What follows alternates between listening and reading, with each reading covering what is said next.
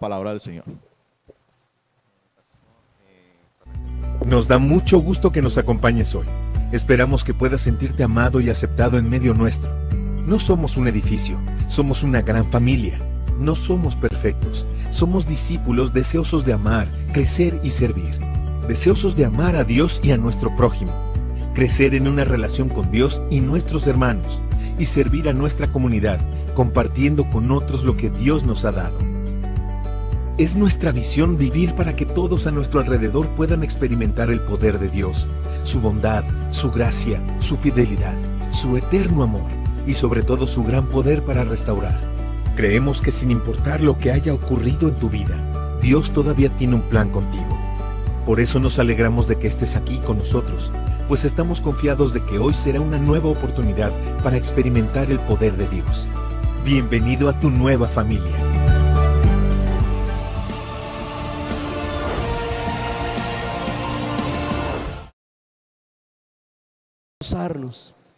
Porque hay muchas naciones que no se pueden reunir. Hay muchas familias cristianas en países que no pueden adorar a Dios juntas, porque está prohibido, porque es peligroso. Y creo que hoy a través de las redes sociales usted mejor que yo puede saber de esas situaciones. Hoy Nigeria está pasando por una crisis muy fuerte. Se han visto noticias, se han visto aún en las redes sociales la persecución que se está dando a las familias cristianas y pastores por una situación política que se está dando allá. Por eso tenemos que gozarnos, disfrutar, participar, porque aquí sí podemos escuchar la palabra, porque aquí sí podemos reunirnos. Amén. Hace 17 años el Señor nos permitió como familia llegar a una tribu indígena llamada los Embera Chamí. Es una tribu tribal que está en el departamento del Quindío, tienen su propia lengua, su propia cultura. Y me gustaría presentarles un pequeño video antes de continuar para que ustedes puedan ver un poco de lo que está sucediendo en esos lugares en esta mañana. Y que pueda usted orar por esos lugares, orar por esas personas. Porque en el Quindío tenemos 3.000 indígenas sobre las cordilleras. Están distribuidos en 12 zonas o 12 resguardos indígenas. Pero con el Evangelio hemos llegado a 5 lugares de esos donde estas personas están conociendo el Evangelio de Jesucristo. Y hoy tenemos 5 iglesias indígenas allí. ¿Cuántos dan gloria a Dios por eso? Amén.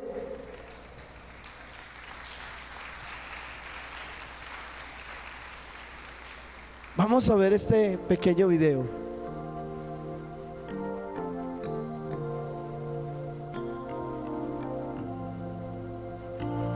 Esa fue una reunión de pastores allá en la tribu indígena. Ese es otro de nuestros templos de adoración. Acabamos de implementar el programa de Exploradores del Rey en esa zona. Bueno, estamos haciendo entrega de estas Biblias en audio totalmente gratis para cada uno de los miembros de las comunidades indígenas en Embera Chamí, a los niños, a los jóvenes, a los adultos, porque la palabra de Dios transforma vidas. Nos dijo que fuésemos su voz. Este mes entregamos unas Biblias en audio en la lengua embera. Llevemos el mensaje de amor, declaremos la verdad. Uno panada, guaya uno citao de área aquí en un citao. Si fuiste rea, anchina pani, compañía de garicha chocae guay, día pari. La chapore mount de pai beni. Marchemos unidos, luchando, llevando la luz. Amén. Tenemos 5 iglesias indígenas allí. Hace 4 años empezamos un seminario bíblico donde se están capacitando los hermanos indígenas que han recibido al Señor. Ellos no saben leer y escribir, pero a través de la oralidad ellos están recibiendo formación cristiana. Ayer en la tarde tuvimos un taller sobre narrativa bíblica y fue una bendición, porque cuando aprendemos y memorizamos la palabra de Dios, no solo impacta nuestra mente, sino también nuestro corazón. Y en el caso de los pueblos indígenas que no saben leer y escribir, en el 80%, la Biblia que ellos conocen es la que están guardando en su memoria. Y Dios ha sido tan bueno, hermanos, porque ahora tenemos un segundo grupo que se va a graduar el 28 de agosto.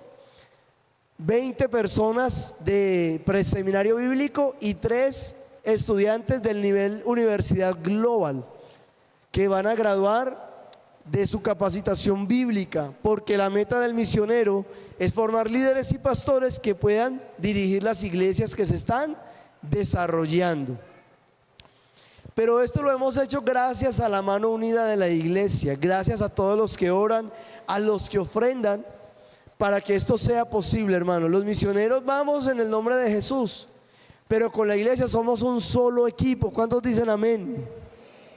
No estamos solos, juntos cumplimos la misión de Dios. Ustedes haciendo la labor aquí y el misionero haciendo la labor allá. Cada vez que usted ora o da una ofrenda, allí llegan las Biblias, se construyen templos. Nuestros 5 templos se usan como escuela indígena. El gobierno nos aprobó tener escuelas indígenas en los resguardos. Entre semana el templo se usa como escuela, en las noches y fin de semana lo usamos como iglesia. Y eso ha hecho que aún el gobierno mire de manera diferente a los cristianos, porque también estamos aportando a la transformación social en esos lugares. Hace como 1 año y medio recibimos un reconocimiento de bienestar familiar, porque como iglesia cristiana estamos alimentando 300 niños todos los días del mes, durante todo el año, con un almuerzo. Y eso hizo que pudiéramos superar las tasas de desnutrición en esos lugares. Y ellos nos decían que cómo habíamos logrado que ellos tuvieran un comedor infantil en esos lugares, porque bienestar familiar no lo pudo lograr. Por un lado, el menú que ellos proponían no lo aceptaron. Ustedes saben que ellos dan bienestarina y dan otras cosas. Ellos no lo aceptaron. Y por otro lado, la dinámica de entrar al resguardo indígena y afectar de alguna manera sus comportamientos sociales tampoco lo permitieron. Así que fue una bendición poder recibir ese reconocimiento, no como Pablo Arciniegas o Giselle, sino como Asambleas de Dios Colombia. Así lo presentamos. Y todo lo que nosotros hacemos a nivel social, siempre hablamos de Asambleas de Dios. Que cuando ellos vayan por alguna parte del país y vean un logo, ¿qué van a decir? Ellos son los que están trayendo cosas buenas a nuestra comunidad. Jamás hacemos nada a título personal, porque no lo estamos haciendo solos. Somos una sola iglesia en el nombre de Jesús. Y de esa manera, hermanos, permitimos que el evangelio sea transformadora en medio de las vidas de estas personas. ¿A cuánto les gusta orar? Dígalo duro, hermano, amén.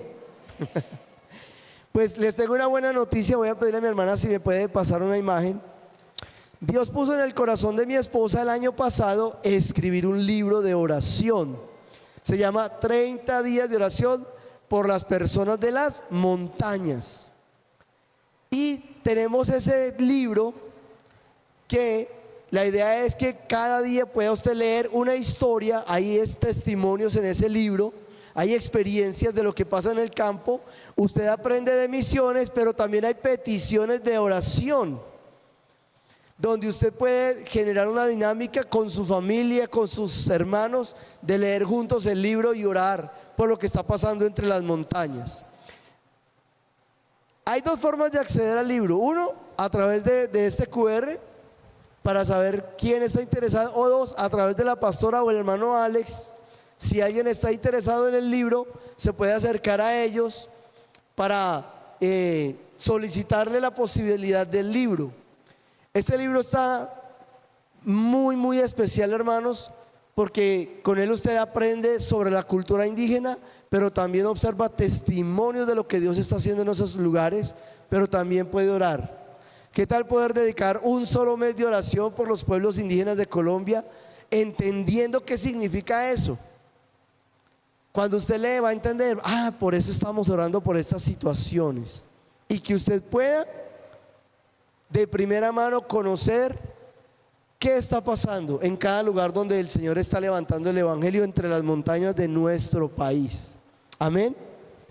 Porque hay un evangelio que está llegando silencioso y está en medio de las montañas donde muchos no saben que hay personas allí, o que ni se imaginen. Mucha gente jamás ha visto entre las montañas unas poblaciones, ahora tal vez por redes sociales, pero es una forma de acercarse. Así que si alguien dice, oye, qué lindo saber, el libro tiene un valor de 40,000 pesos porque se sacó en formato de alta calidad. Es un libro para biblioteca, muy lindo, en el que usted puede encontrar testimonios aún para su propia fe y que sea fortalecida. Amén.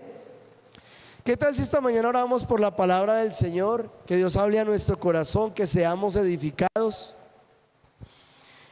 Señor y Padre Santo, hoy te damos gracias, Señor bueno, por el regalo que tenemos de congregarnos, de conocerte, Señor, de reunirnos como pueblo de Dios y de reconocer tu santo y poderoso nombre, Padre Celestial, en el nombre de Cristo Jesús. Ayer iniciamos con un culto muy lindo y estábamos hablando acerca de la obra del Espíritu Santo en las misiones. ¿Alguien se acuerda de los 3 puntos que tocamos? De los que nos acompañaron ayer. Y dijimos que el Espíritu Santo vino en el capítulo 16, primero para convencer al mundo de pecado.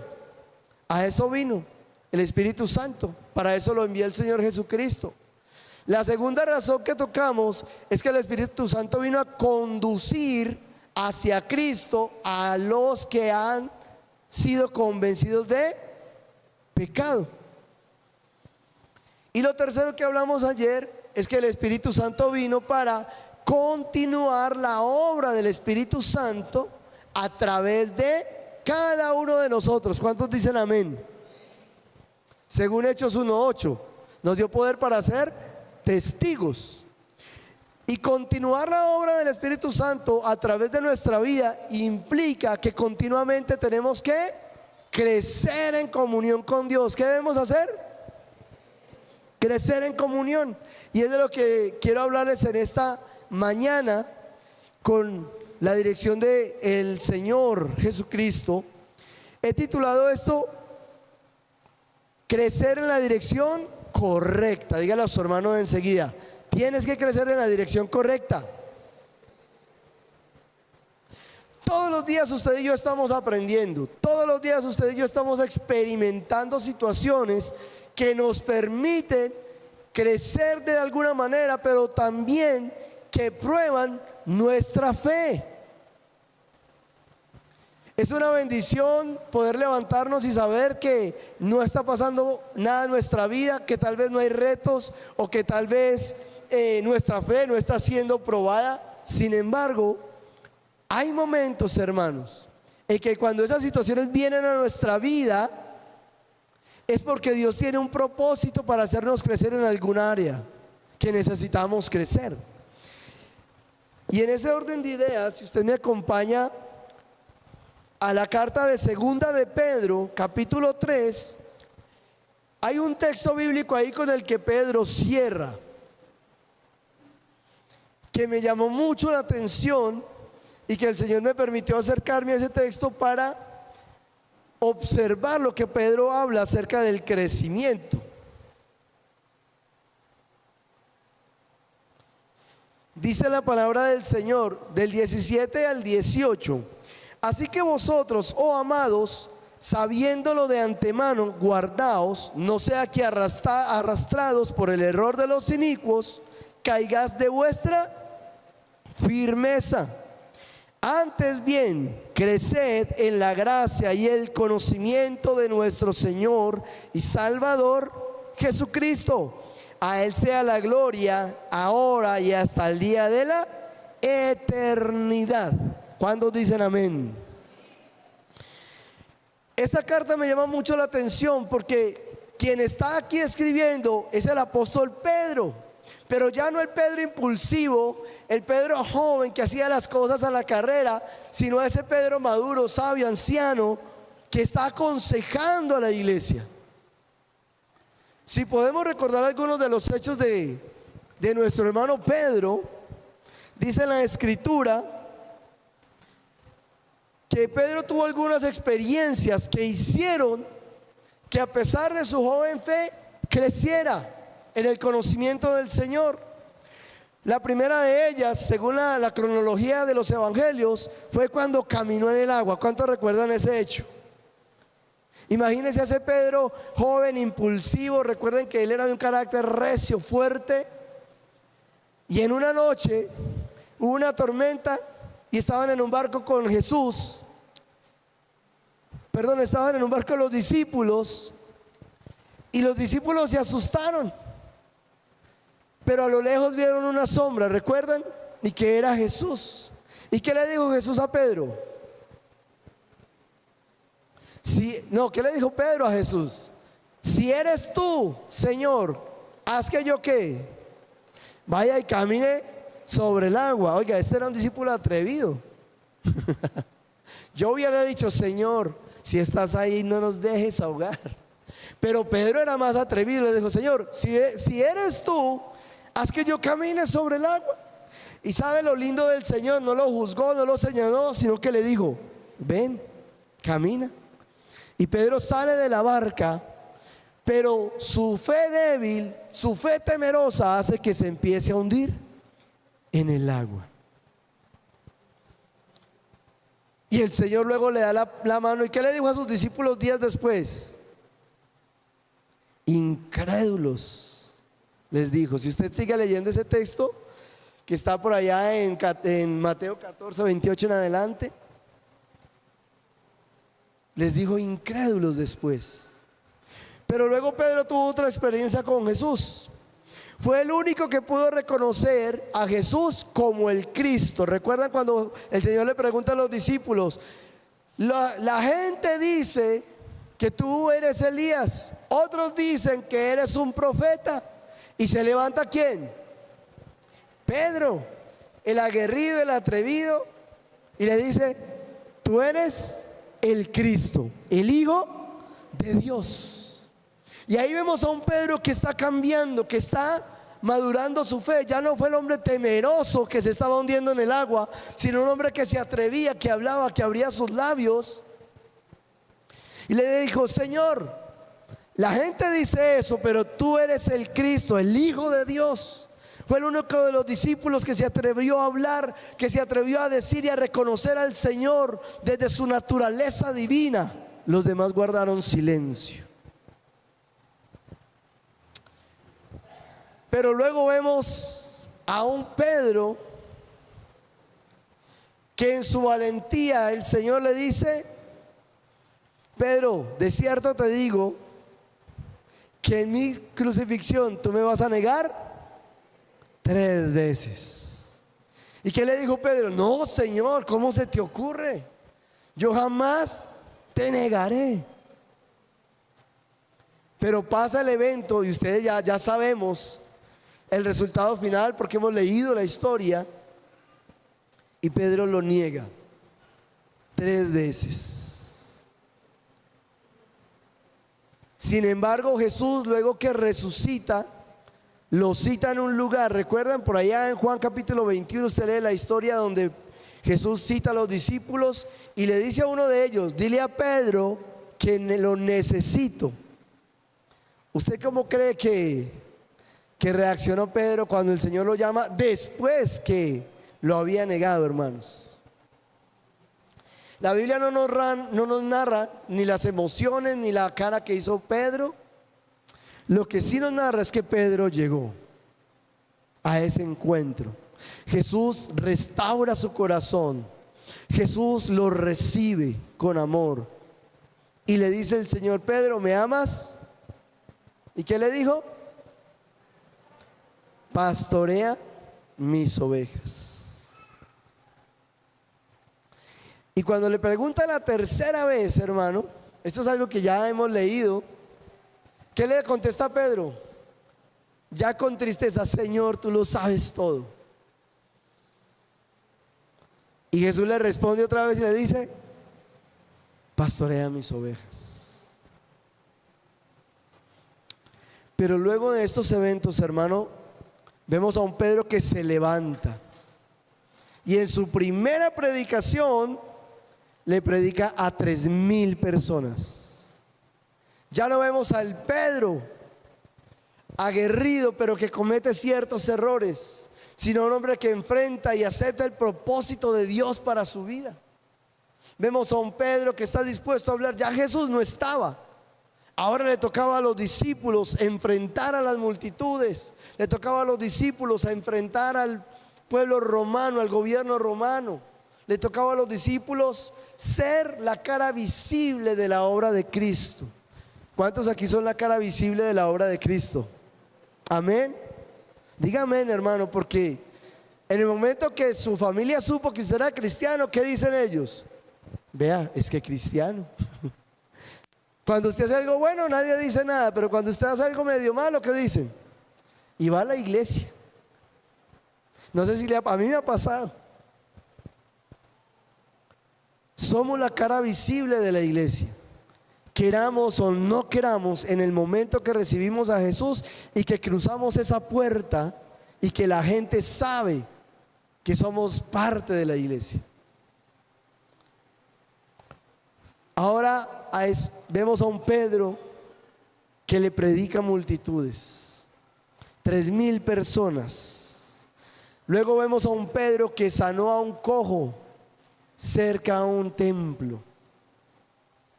Vemos luego a un Pedro que fue liberado de la cárcel por alabar al Señor al ser perseguido por su fe.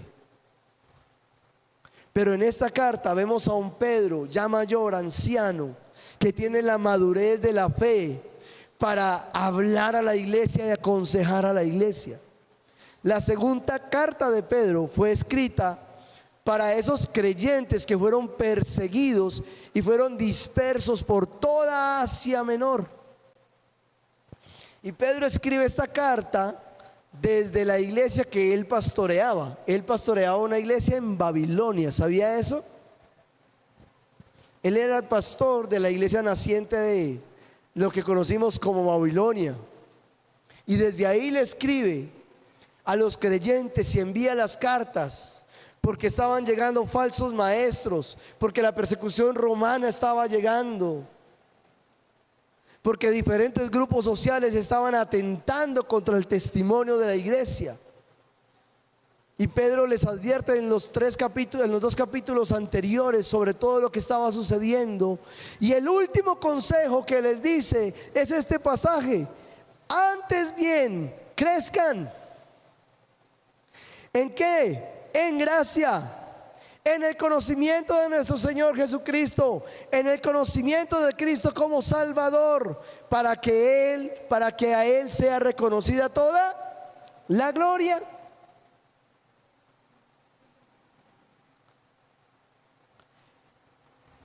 La palabra crecimiento quiere decir que puede ser medido. ¿Sí? Cuando usted está haciendo el arroz, ¿usted qué dice? Echémosle tanto de agua porque él crece. Y si le echa demasiado arroz, ¿qué pasa? Se desborda y se quema. ¿Sabe? Cuando Pedro le dice aquí a la iglesia, antes bien crezcan, les está diciendo que es posible medir el crecimiento. Pero el crecimiento tiene 3 características, hermano, que retan a nuestra fe como cristianos. La primera es que es visible. Dígale a su hermano de enseguida: crecer te hace visible. Pero depende de la dirección en la que estés creciendo. Porque a veces cuando crecemos para algo negativo, ¿qué dice la gente? Este va por mal camino. Es visible. Sea que crezcas para bien o para mal, la gente va a ver en ti los cambios que la vida o tus actos de fe están impactando la forma en que vives o actúas. Pero el crecimiento también es intencional. Motivado o no, Tus reacciones son motivadas por una intención, son reacción de algo que tú estás haciendo.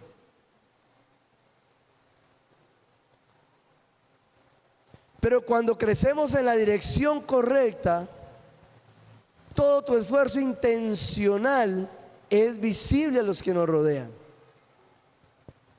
Nadie crece sin intención. Nadie crece sin tratar de hacer algo diferente. Para crecer tenemos que ser intencionales. Pero también el crecimiento es comunitario. Dígale a su hermano de enseguida: tú creces, yo crezco. Mírenlo a los ojos, como cuando mira a la suegra, con gozo, con amor, con alegría. Y dile: tú creces, yo crezco. Ah, los que tienen suegra se ríen. Yo también tengo suegra, hermanos. La Biblia dice que tú y yo somos cartas leídas. Cuando alguien crece en el cuerpo de Cristo, yo también crezco. Crecemos de manera comunitaria. Así estaba organizado el pueblo de Israel. Por eso se movían juntos por tribus. Ahora le digo, ¿crecer en comunidad es fácil? No. Siempre habrá alguien que nos hace moler nuestro carácter, ¿no? Y cuando la pastora predica del amor, uno dice: uy, Padre, ayúdame a amar esa piedra, Señor. Pero no nos vayamos tan lejos, tal vez la piedra soy yo mismo. Y otros están diciendo: Señor, ayúdame a amar esa piedra. Crecer tiene que ver con estas tres características. Es visible, la gente ve tus cambios. Es intencional. Si quieres moverte de un lugar a otro, si quieres experimentar algo nuevo, necesitas ser intencional. ¿Sabe? Yo me he encontrado con personas que fueron mis maestros de escuela dominical y me felicitan y me dicen: Pablo, lo felicito, yo algún día quería ser misionero, yo un día quería ser pastor. Y se quedaron en: yo un día quería ser, pero no fueron. Se quedaron, no resistieron los golpes que retaron su fe. ¿Sabe? Pedro se pudo quedar ahí después del barco que se hundía y decir: Señor, te fallé, me hundí en el agua porque no tuve fe, me dijiste incrédulo. Pero ¿sabe? Pedro se levantó. Jesús lo invitó a cenar con él. Y es el hombre que se volvió pastor, que se volvió apóstol, que levantó una iglesia en uno de los lugares más difíciles de la historia bíblica, Babilonia. Era un imperio que odiaba a los judíos. Puedes averiguar la biografía de Pedro, hermanos. Hay cosas lindas sobre eso. Pero Pedro le está diciendo a la iglesia del Señor que crezca en tres áreas específicas. La primera que les dice en este texto: el hombre que había sido levantado y se había convertido en toda una roca de fe. ¿Cuántos aquí son rockeros, hermanos? Amén, porque estamos parados sobre la roca que es Jesucristo. Estaba pensando por allá en otra música rara, ¿no? Crezcan en gracia. Y esto me llamó mucho la atención porque lo que entendemos por la gracia es la definición que por años nos han enseñado. ¿Y qué es? Regalo inmerecido. Eso significa la palabra gracia en el original. Un regalo que no nos merecemos, pero que nos ha sido otorgado. Como cuando padres le dan a sus hijos algo a pesar de ciertas actitudes. Los papás, los que tenemos hijos, hermanos, una mirada, una sonrisa de nuestro hijo que nos quiebra y nos convence a veces.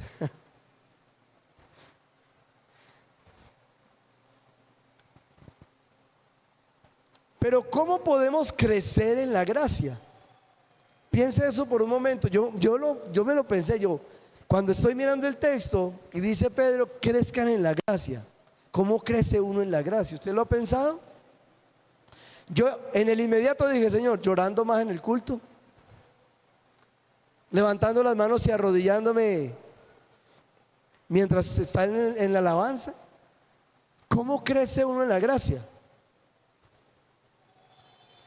Y entonces hay algo que a mí me gusta de la forma en que Pedro y el apóstol Pablo escriben, porque ellos siempre lanzan la premisa y luego la explican, y así podemos entender a qué se están refiriendo. Cuando Pedro les dice a estos creyentes que están huyendo, que se han dispersado, que crezcan en la gracia, es porque Pedro quiere que ellos no se alejen de su comunión con Cristo a pesar de toda circunstancia, hermanos. Y en el capítulo 1 de esta misma carta, si usted me acompaña, a partir del versículo 5, mire lo que dice el apóstol Pedro: vosotros también, poniendo toda diligencia por esto mismo, añadid a vuestra fe virtud, a la virtud conocimiento, al conocimiento dominio propio, al dominio propio paciencia, a la paciencia piedad, a la piedad afecto fraternal, y al afecto fraternal amor. ¿Por qué? Dice el versículo 8: porque si estas cosas están en vosotros y abundan, no dejarán estar ociosos ni sin fruto en cuanto al conocimiento de nuestro Señor Jesucristo. La forma en que Pedro le está diciendo a estas personas que crezcan en la gracia es adoptando estas áreas de la vida que se van a reflejar, porque crecer es visible. Pero para ello tienen que esforzar y superar los límites de su fe, porque la fe es intencional. ¿Cuántos dicen amén? Ayer le contaba a los hermanos cómo llegué yo a la comunidad indígena en Embera Chamí. Conocí a estas personas y pude empezar a compartirles de su fe. Yo me convertí a la edad de 12 años. A la edad de 14, 15 años ya estaba sirviendo en la iglesia, hermanos. Pero un día el pastor nos dice: ¿cuántos quieren hacer un viaje misionero? Y varios de la iglesia levantamos las manos, porque la misión que conocíamos estaba a 3 cuadras. Estábamos evangelizando. Pero el pastor dijo: hemos decidido empezar el establecimiento de una iglesia por primera vez en Quibdó, Chocó. Y en el año en que eso sucedió, estoy hablando del año 98, 99, cada vez que un bus iba a entrar, lo quemaban. Cada vez que un bus iba a llegar, lo estallaban. Un viaje que duraba 5 horas, tardaba hasta 30 horas, hermanos. Y el pastor me dijo, yo le dije al pastor: yo quiero ir. Y él me dijo: no, Pablo, porque usted es menor de edad. Y yo le dije: mire, pastor, yo me convertí a tantos años, llegué a la iglesia, mi familia me echó porque yo decidí ser cristiano. Ellos eran súper católicos, y un día me echaron y me dijeron: no queremos cristianos. Terminé viviendo en la iglesia. El pastor me dejó vivir en la iglesia. Luego viene el terremoto. Los que recuerdan esa situación difícil del terremoto del Quindío. Y yo le dije: pastor, yo quiero ir. Ya no tengo nada que perder. Soy soltero. Y el pastor me dijo: déjeme orar. Oró, y a los días me dijo: sí, puede ir al viaje misionero. Nos fuimos, hermano, para ese lugar, Quibdó, Chocó. 15 personas de la iglesia a evangelizar con títeres, con payasos, allá con Castillo del Rey. ¿Cuántos conocen Castillo del Rey? Yo serví muchos años en Castillo del Rey. Llegamos a Quibdó a evangelizar, Dios se glorificó y empezó un grupo de niños, como 500 niños, hermanos. Hay muchos niños en Quibdó, Chocó. Pero una indígena un día se acerca y nos dice, medio hablaba español: yo quiero que vayan a mi comunidad Hablamos con el líder de ese momento, nos fuimos para esa comunidad indígena, habían más o menos 1500 personas, y cuando estábamos en ese lugar, terminado el evento, una niña se acerca y nos tira una piedra hacia los pies, y nosotros preguntamos, ¿por qué la niña nos está tirando esto? Y esta mujer le preguntó a la niña y ella dijo, es que ustedes tienen el poder para darle vida a los hombres pequeños. Yo dije, yo soy chiquito pero no tanto. Cuando nos quedamos pensando, la niña se refería era a los títeres. Cuando metíamos nuestras manos y los títeres hablaban, pues ella pensaba que teníamos el poder de hacer que las cosas hablaran. Y eso impactó nuestro corazón. Y dijimos, ¿cómo se les puede llevar el evangelio a estas personas que hablan una lengua diferente? Porque cuando fuimos a abrazar a los niños y a despedirnos, nos dimos cuenta que no hablaban español. Entonces nunca entendieron lo que enseñamos por 1 hora y media, hermanos. Por eso yo cuando voy a un lugar ahora pregunto, ¿habla español? Sea indígena, gringo, alemán, el que sea. Nos fuimos para nuestra ciudad. Eso impactó el corazón. Recién conocíamos al hermano David Woodward. Estaba recién llegado a Dos Quebradas.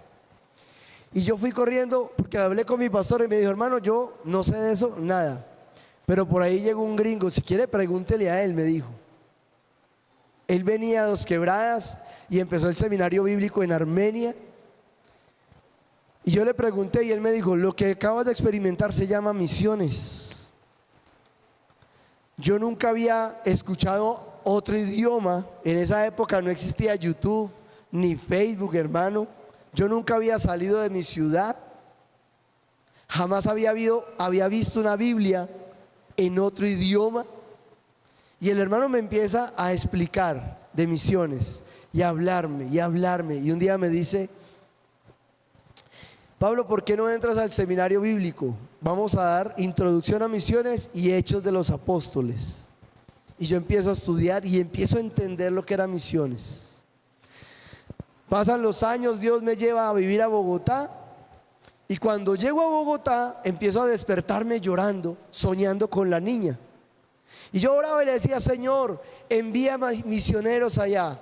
Señor, si están aguantando hambre, envíales comida, envíales ropa, envía gente.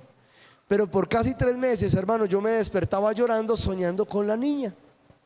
Y un día, ya mal dormido, le dije, Señor, ¿qué quieres? ¿Quieres que yo vaya? Yo no sé hablar ese idioma. Yo no entiendo nada de eso. ¿Y sabe qué pasó? Empecé a dormir como un bebé, hermanos. No fue un rayo del cielo, no fue una voz con eco. Un silencio apacible. Y yo entendí que Dios quería que yo fuera otra vez a ese lugar. Yo trabajaba ahí en el primer piso del Concilio de Asambleas de Dios con Libro de Vida, un ministerio americano. Y yo llegué una mañana y le dije a mi jefe, hermana, esa es mi carta de renuncia, porque Dios quiere que yo vaya y encuentre a esas familias indígenas que conocí hace años atrás. Habían pasado como 7 años más o menos, 5 años. Hablé con un amigo y le dije, hermano, mire, me está pasando esto. ¿Sabe qué me dijo? ¿Cómo va a dejar su sueldo en dólares para irse a brincar en las montañas con niños indígenas? Casi le digo, apártate de mí, Satanás. Pero no solo lo pensé. Yo siempre le digo a mi esposa y me dijo, podemos pensar lo que queramos, pero no todo lo que pensamos lo podemos decir. ¿Cuántos dicen amén? Y me acerqué y entonces la hermana me dijo, bueno, como ya decidió que se va, mire, al frente queda la oficina de misiones. Hace como 1 año abrieron esa oficina. Dynamis nació en el año 2000 como oficina oficial. Ya era 2004, 2003 cuando yo llegué, cuando estuve esos años en Bogotá. Pasamos el proyecto, hablé con el hermano Esteban Graner, otro americano, ya él murió de cáncer. Y me dijo, gloria a Dios, entonces vas a salir como misionero. Pasamos el proyecto, fue aprobado. Y sabe, hermano, yo me fui a vivir a la selva del Chocó. Y yo les dije, allá no necesito pagar arrendo, no pago agua, no pago luz. Me fui de inmediato a ese lugar. Y estando en ese lugar, Dios hizo milagros sobrenaturales, hermanos. Y uno de ellos es que Dios me sana milagrosamente. A mí me dio fiebre amarilla, por eso quedé así tan feo, hermano. Pero Cristo me ama y mi esposa también. Y una noche, una indígena que era discípula me dijo, pastor, usted está que se muere, ¿por qué no llamamos al brujo para ver si lo puede curar? Imagínese, hermano. Yo le dije, no, esta hermana quedó mal bautizada. Me va a tocar meterla 3 veces en el río. Yo le dije, hermana Delfina, yo creo en la sanidad milagrosa de Cristo Jesús. Yo no voy a hacer eso. Y los que hemos conocido a Cristo no necesitamos buscar al brujo. Y esa noche ella se fue preocupada. Yo vivía en una chocita de estera, dormía en el suelo, hermano, de tierra. Y un día, esa noche, haciendo mi devocional, me sale el texto que decía que para dar fruto había que hacerse semilla. ¿Han leído ese texto? Lo primero que yo entendí es, Dios me va a dejar morir aquí. Y así me sentí, hermano, y empecé a llorar como buen evangélico. Le dije, bueno, Señor, si eso es lo que tú deseas, está bien, Señor. Yo estaba muy mal, hermano. No podía regresar porque no había transporte. Eran 2 días cambiando de vehículos hasta allá y 11 horas caminando a pie. No había busetas, no había Transmilenio, no había megabús. No tenía las fuerzas para salir. Yo solo le dije, Señor, si esa es tu voluntad, está bien, Señor. Entre lágrimas. No tenía ni siquiera señal de teléfono para avisarle a mi familia, ni a la agencia misionera, a nadie, hermanos. Me quedo ahí dormido. Al otro día, la luz del sol pega por entre la endija de la esterilla y me despierta. Pero cuando me despierto, hermano, me despierto sano, fuerte. Ya no me sentía débil. O me había muerto y estaba en el cielo, una de dos, hermano, no sé. Luego toca a alguien a la puerta, la hermana Delfina, y me llama y me dice, Pastor Pablo, yo abro la puerta y habían como 200 indígenas allá afuera sentados. Y me dijo ella que estuvieron toda la noche ahí, porque ella le comunicó a la comunidad que el misionero se estaba muriendo. Y cuando yo salgo sano, los indígenas se paran y empiezan a brincar y a hablar en la lengua. Y yo le decía, hermana, ¿qué están diciendo? Y ella me dijo que ellos ahora quieren conocer a Dachiacone, porque Dachiacone tiene más poder que la brujería y los espíritus, porque él lo pudo sanar y la brujería deja morir a mucha gente en este lugar. Y ese día, hermanos,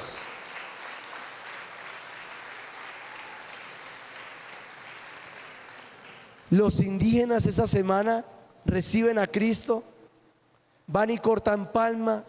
En una semana construyeron un templo como para 500 personas con pura palma en ese lugar. Y Dios empieza a añadir gente a la iglesia.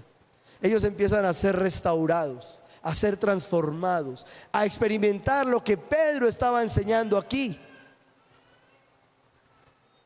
Estaba dándoles fe. Estaban creciendo en virtud, estaban creciendo en conocimiento, estaban creciendo en paciencia. Pero yo también estaba creciendo en esas áreas, hermanos.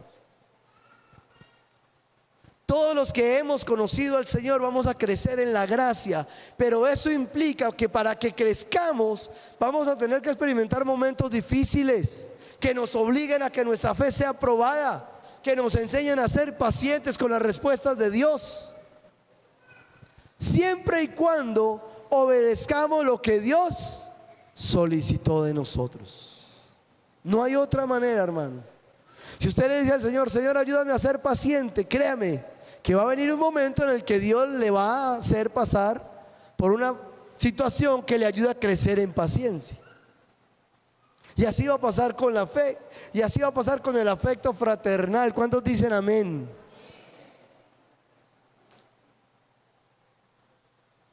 Hay personas en la fe que cuando vienen uno quisiera pasarse en la calle, ¿no? Eso solo pasa en Armenia, gracias a Dios. Pero Dios dice, crezcan en afecto fraternal. Eso significa crecer en la gracia. Pero Pedro también le dijo a la iglesia, crezcan en el conocimiento de Cristo. ¿Cómo? Señor, dice aquí el pasaje bíblico. En la traducción, Señor quiere decir amo. Es decir, que Pedro les estaba diciendo, crezcan en el conocimiento de Cristo como su amo, como su dueño. Y cuando aceptamos a Cristo como nuestro amo y Señor, como nuestro dueño, quiere decir que todo lo que usted y yo somos le pertenece a Dios. Quiere decir que todo lo que la Biblia nos diga, nosotros estamos dispuestos a obedecerlo. ¿Cuántos dicen amén?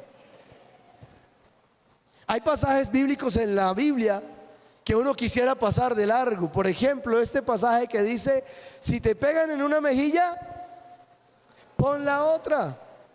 Leerlo es fácil, vivirlo es difícil.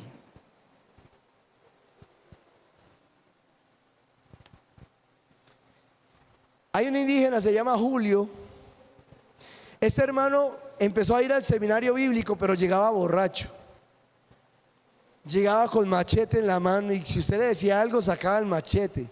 Yo le decía, va a ayudar a cocinar porque vi que sacó el cuchillo de la carnicería. Y enojado, iba con la esposa. Pero en el proceso de los seminarios bíblicos que hacíamos, lo hacíamos una vez al mes como un retiro de 3 días.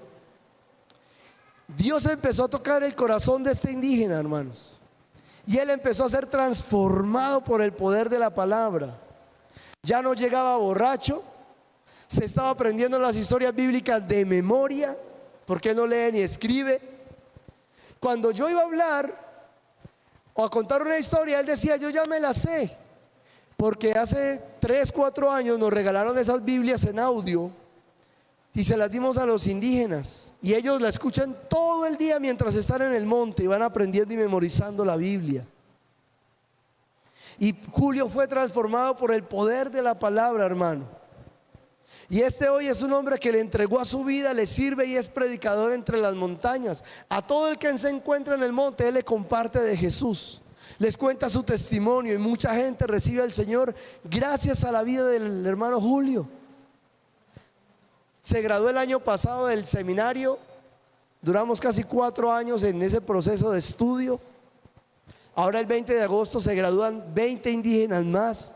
Si alguien quiere ir allá, bienvenido. Allá tenemos taparrabo S, M, L, XL. Hay rata de monte, gurri, armadillo, culebra. Le tenemos el menú que quiera con yuca y plátano. Vamos a estar 3 días de retiro, hermanos, graduando a los hermanos indígenas, pero dándoles palabra, orando por liberación. A veces se manifiestan demonios, porque ellos tienen problemas de posesión demoníaca, enfermedad física que es por brujería. Allá no es un retiro de hermandad y de reír. Allá reímos, pero también lloramos bastante, hermano, porque vemos cómo Dios los libera en estos retiros a ellos. Crecer en el conocimiento de Cristo como Señor implica reconocer que Él es nuestro amo, es nuestro Señor, le pertenecemos y todo lo que somos y tenemos también le pertenece a Él. Yo no puedo cantar y decir que el Señor, que Él es mi Señor, si hay un área de mi vida que yo no le he entregado. Yo no puedo decir que Él es mi Señor si hay áreas en la Biblia que yo todavía digo, esto me parece difícil, no lo quiero hacer. Crecer en el conocimiento de Cristo como Señor implica aceptar sus condiciones. Pero créanme que el resultado final va a ser recompensa por sus promesas. Y lo tercero, Porque dijo un sabio que el oído escucha hasta donde la barriga suena. Crecer en el conocimiento de Cristo implica conocerlo como Salvador. ¿Cuántos dicen amén? Y usted dirá, ¿cómo así, pastor? Que crecer en el conocimiento de Cristo es conocerlo como Salvador. Yo sé que eso no pasa aquí, solo pasa allá en la tribu indígena. Gente que se arrepiente cada domingo. ¿Usted ha visto eso? Señor, perdóname porque esta semana otra vez. Gente que cada domingo está pasando al altar por el mismo pecado, por la misma situación. Es porque no hemos conocido a Cristo como Salvador. Es porque no hemos entendido que Él murió en la cruz una vez y para siempre por nuestros pecados, y que nuestra tarea es dejar que el Espíritu Santo nos ayude a romper esas ataduras que todavía nos tienen esclavos de alguna área de nuestra vida. Eso es crecer en el conocimiento de Cristo como Salvador. No es volver con el mismo pecado frente a la cruz, sino decirle: Señor, sigo adelante, me levanto, tú ya moriste por mí, fui lavado por tu sangre. Y termina Pedro diciendo allí, en ese pasaje: a Él sea ¿qué? La gloria, ahora y hasta el día de la eternidad. La palabra gloria o glorificar quiere decir en español dar a conocer o reconocer o dar reconocimiento. Es decir, que a Dios sea todo el reconocimiento hoy y por la eternidad de lo que Él ha hecho a través de nuestras vidas. ¿Sabe, hermano? Dios quiere que crezcamos, pero tenemos que ser intencionales. Dios quiere que crezcamos, pero tenemos que aprender a vivir en comunidad. Las piedras de un río son suaves, ¿por qué, hermano? Porque se golpean muchas veces unas contra otras y se mellan y son suaves. ¿Sabe qué hace la comunidad de los santos? Mella esas puntas de nuestro carácter que tienen que ser transformadas. Hoy contamos con 5 iglesias indígenas, hermanos, que hemos ganado para el Señor uno a uno, que Dios ha liberado de espíritus, que Dios ha sanado de enfermedad y que hoy se capacitan para servir a Dios. La única forma, hermano, en la que usted y yo crecemos es cuando nos involucramos, es cuando participamos, es cuando nos exponemos. Porque cuando sirves a otros, te expones, te conocen de manera personal. Y hay cosas de nuestro carácter que no son tan agradables y van a ser pulidas en las relaciones con nuestros hermanos. ¿Cuántos dicen amén? Servir te da propósito de vida. Enfoca tu mente, enfoca tus metas. En tu trabajo puedes servir a Dios compartiendo de Jesús, te da propósito. En el lugar donde estudias puedes ser testigo de Cristo, te da propósito. Y cuando tenemos un propósito claro en nuestra vida, tenemos una dirección clara de hacia dónde vamos y qué queremos. Y eso hace que nuestra mente y nuestra fe, nuestro espíritu se enfoque para crecer, se enfoque para tener razón de vida y existencia en esta tierra, hermanos. Pero cuando no participamos, perdemos el rumbo, nos sentimos estancados, experimentamos tristeza, dolor, perdemos nuestro norte. Por eso es necesario, hermanos, crecer en la gracia, en el conocimiento de Cristo como nuestro Señor, pero también como nuestro Salvador, para que Él sea glorificado en el nombre de Jesús. ¿Qué tal si hoy nos ponemos sobre nuestros pies en este día, hermanos? y adora al Señor y levanta sus manos y le dice: Padre Celestial, yo no sé qué estás viviendo esta semana o esta etapa de tu vida, pero preséntale hoy al Señor esa situación y dile: Señor, yo quiero seguir creciendo, yo quiero tener propósito, yo quiero entender tu voluntad para mi vida, pero ayúdame a comprometerme, ayúdame a participar, ayúdame a dar ese paso de fe, Señor de los cielos, haciéndome parte del cuerpo de Cristo, reconociendo quién es Dios en mi vida. ¿Sabe? Estos hermanos indígenas no saben leer, no saben escribir, pero les encanta estudiar la palabra, les encanta capacitarse, y hoy tienen propósito de vida, hermanos. Han sido liberados de la brujería, han sido sanados. Aún faltan 7 tribus más para ser alcanzadas. Y por eso necesitamos la unidad del cuerpo de Cristo, la unidad. Orando, yendo en el nombre de Jesús. Si Dios pone en tu corazón ir y conocer ese lugar, tal vez tu habilidad o tus estudios sean un servicio social de amor en esos lugares. Pero también, hermano, cuando ofrendamos, construimos templos juntos, damos capacitación y damos esperanza a estas personas.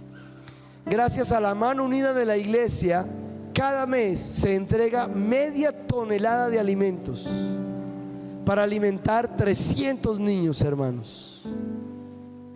Yo quiero invitarles a orar por ellos, a que se involucre de manera directa y le diga al Señor: Señor, me encantaría ver a esos niños crecer, servir, lograr su estudio escolar.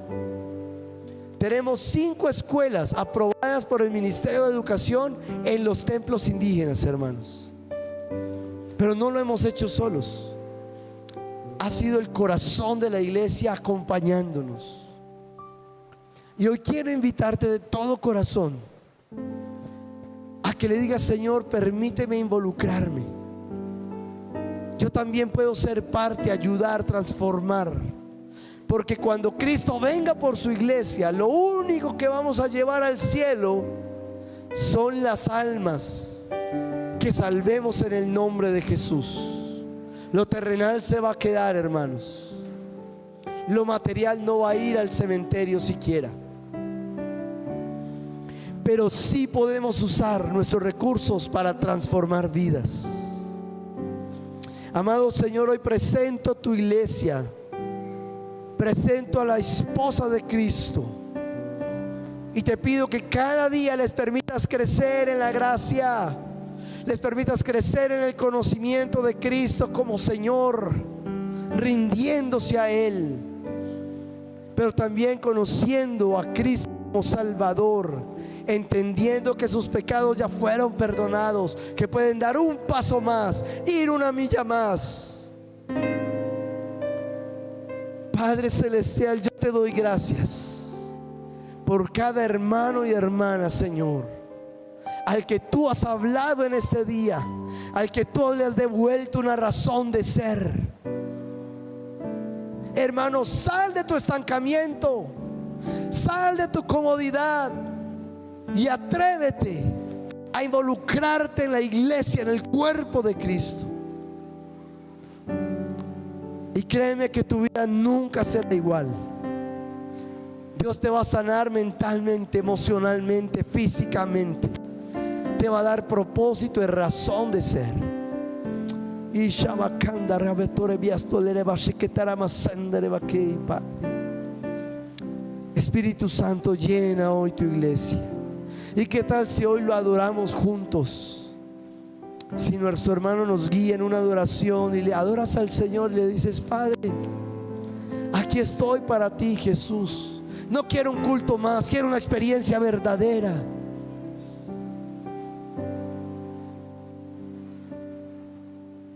Te adoramos, Señor eterno. Te exaltamos, Padre de los cielos, en este día, Señor Jesús. Amén. Aleluya, fuerte ese aplauso para el Rey de Reyes. ¿Cuántos están alegres? ¿Cuántos creen que podemos ser esas manos, esos pies, esos que oran, esos que hacen esa labor? Yo admiro a Pablo, hace rato nos conocemos. No cuenten, no hagan cuentas. Pero Pablo y su esposa han sido de una gran bendición para nuestras vidas, para mi esposa también. Su esposa es una tremenda maestra, ¿sí?, de idiomas. Bueno, una mujer de Dios. ¿Y qué tal si oramos por nuestro pastor Pablo, misionero? ¿Les parece linda esa labor que hace ahí con las tribus indígenas, con todo ese trabajo? ¿Qué les parece? Es un gran esfuerzo y sé que Dios sigue levantándoles a pesar de muchas situaciones, porque tienen que enfrentar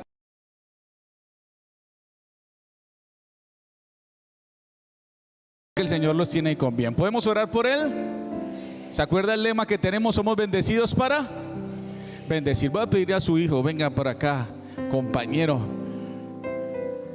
La mami hoy está allá trabajando en la iglesia, pero ellos vinieron los dos.